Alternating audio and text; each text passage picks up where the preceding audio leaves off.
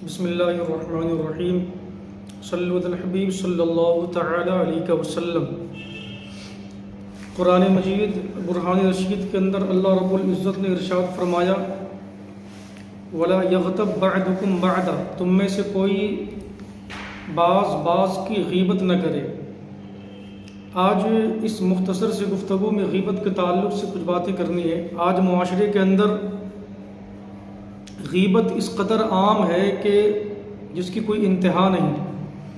آپ اندازہ لگائیں، مرد سے لے کر عورتیں ہر کوئی اس زبردست اور تباہ کن بیماری کے اندر ملوث ہے، جبکہ آپ کو معلوم ہونا چاہیے کہ غیبت یہ گناہ کبیرہ ہے، اور یہ اتنا بدترین گناہ ہے جس کے بارے میں خود قرآن کے اندر اللہ رب العزت نے ارشاد فرمایا وَلَا يَغْتَبْ بَعْدُكُمْ بَعْدًا، یعنی تم میں سے کوئی بھی کسی کی غیبت نہ کرے۔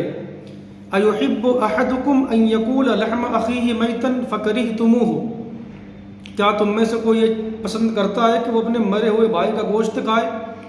مطلب یہ ہوا کہ غیبت کرنے والا گویا کہ اپنے مرے ہوئے بھائی کا گوشت کھاتا ہے۔ آپ ذرا اندازہ لگائیں، اگر آپ کو یہ خبر لگ جائے کہ فلاں جانور کے اوپر بسم اللہ پڑھ کر اس کو ذبح نہیں کیا گیا تو آپ اس کو گوشت کھانا پسند نہیں کرتے، لیکن آج ہم اور آپ بڑے ہی خوشی کے ساتھ اور بڑے ہی شوق کے ساتھ غیبت کر کے اپنے ہی مرے ہوئے بھائی کا گوشت کھاتے ہیں، اور اس میں ذرہ برابر ہمیں کوئی شرم و حیا محسوس نہیں ہوتی۔ یہ انتہائی درجے کی بدترین یہ گناہ ہے، اس سے ہم سبوں کو بچنے کی کوشش کرنی چاہیے۔ حدیث پاک میں سرکار دو عالم صلی اللہ تعالی علیہ وسلم نے ارشاد فرمایا الغیبت اشد من الزنا، غیبت زنا سے بھی بدتر ہے۔ صحابہ نے کہا یا رسول اللہ غیبت زنا سے بدتر کیوں ہے؟ میرے آقا صلی اللہ علیہ وسلم نے ارشاد فرمایا اس لیے کہ انسان جب زنا کا ارتکاب کرتا ہے توبہ کر لے گا، اللہ اسے معاف فرما دے گا، لیکن جو بندہ غیبت کرتا ہے جب تلک وہ اس سے معافی نہ مانگے جس کی اس نے غیبت کی ہے، تب تلک اللہ رب العزت بھی اسے معاف نہیں فرمائے گا۔ تو ذرا آپ اندازہ لگائیں کہ یہ کس قدر بدترین اور خطرناک جرم ہے جو آج ہم اور آپ مل کر بڑی خوشی کے ساتھ اس جرم کے اندر خوشی کے ساتھ اپنے آپ کو ہلاکت میں ڈالتے ہیں۔ قرآن میں اللہ فرماتا ہے وَلَا تُلْقُوا بِأَيْدِيكُمْ إِلَى التَّهْلُكَةِ، کہ اے مسلمانوں اپنے آپ کو ہلاکت میں مت ڈالو، خود کو ہلاکت میں ڈالنے کی کوشش نہ کرو۔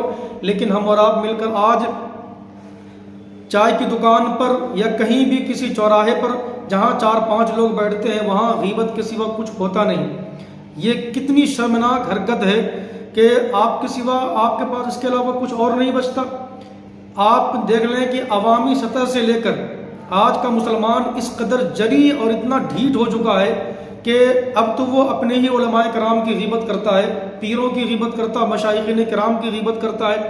انہیں شرم نہیں آتی کہ جس شخصیت کو، جس ذات کو میرے آقا نے نبیوں کا وارث قرار دیا ہے کہ العلماء ورثۃ الانبیاء، یہ علماء انبیاء کے وارث ہوتے ہیں، ان کی بھی غیبت کرتے ہوئے ذرہ برابر آپ کی زبان لڑکھڑاتی نہیں ہے، اور آپ بڑے ہی دھڑلے کے ساتھ ان کی غیبت اور چغلیاں کرتے پھرتے رہتے ہیں۔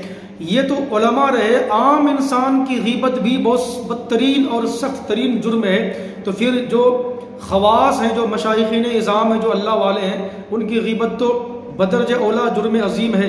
اس لیے مسلمانوں اس پر بہت کچھ ہے، اور حدیث پاک کے اندر تو اس پر بہت کچھ لکھا گیا ہے اور کتابیں اس پر بھری پڑی ہیں کہ غیبت کس قدر بدترین گناہ ہے۔ ہم نے صرف قرآن پاک کی ایک آیت اور ایک حدیث پاک آپ کے سامنے ہم نے پیش کی ہے، اس لیے ہم سبوں کو چاہیے کہ اپنے مرے ہوئے بھائی کا گوشت نہ کھائیں اور زنا سے بدترین گناہ کرنے کی کوشش نہ کریں، اس لیے کہ غیبت یہ کوئی معمولی سا گناہ نہیں ہے۔ آپ نے غیبت کر کے جس کا دل دکھایا ہوا ہے، آپ مر کے چلے جائیں گے، اگر اس نے معاف نہیں کیا تو قبر میں آپ یوں ہی تڑپتے رہیں گے جب تلک کہ وہ شخص آپ کو معاف نہ کر دے جس کی آپ نے غیبت کی ہے۔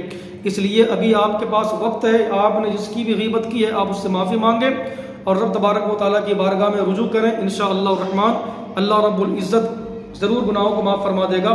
اللہ تبارک و تعالیٰ ہمیں اور آپ کو اس مہلک بیماری سے محفوظ و مامون فرمائے۔